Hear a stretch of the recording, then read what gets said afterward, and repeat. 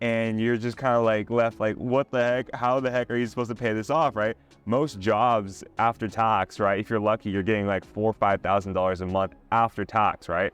That's not to count in all your living expenses associated with basically what you still have to pay, right? So you're gonna have so much debt getting out of school. And this isn't something that's taught to us, right?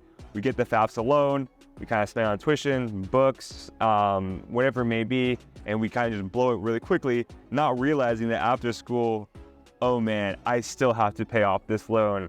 Oh man, there's still gonna be a cost associated with this. So, well, first thing I did really, because I had about $300,000 debt, and then I kind of made my final tuition payment a few weeks ago, was that I really focused on paying off all my debt. I was not oblivious to the fact that if you pick a field that is in demand and that pays well, you'll get fairly compensated. You'll be compensated well for whatever you do for the job you're working in, right? So for me, I picked technology. I knew that technology, like working in big tech, was going to pay the most out of college, especially if you're not going to become like a doctor or someone practicing medicine. So I was very fortunate to work at Google. And during my time at Google, like I would work several jobs at the same time, right? So I would work and consult at other companies, right? Google was paying kind of me a W-2. That was a great job. And then I also consulted at other tech companies on PM work, as well as other like just companies in general on PM work, because they loved my experience working in big tech. So I was able to compound all the money from there, from these three roles, and use that to pay off all my loans. There was a time frame actually last year where I was paying about $10,000 a month in loans because I really wanted to pay off that loan, because I have so many friends and just family members who were basically in student loan debt their whole life, right? So for me, I would take all the money from Google. I was consulting at a place called Airbnb, and then I was also consulting at another company.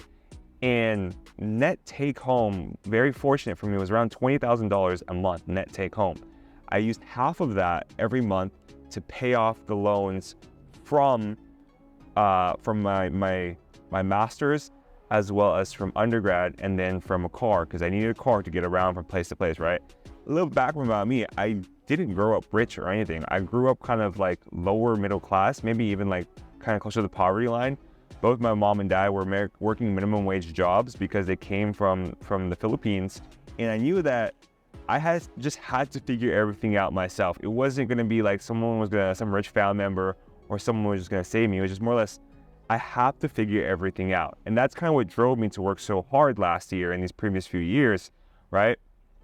So for me, I really focused on finding ways to pay off my debt, whether that be working multiple jobs, applying for scholarships, living kind of below my means, right? Even though I was taking home a good amount of money every month, I still really focused on paying off that debt. That was my main priority, because the crazy thing about student loans is that that's the one debt that cannot be filed through bankruptcy, right? You can buy a home, you can buy a car, whatever it may be.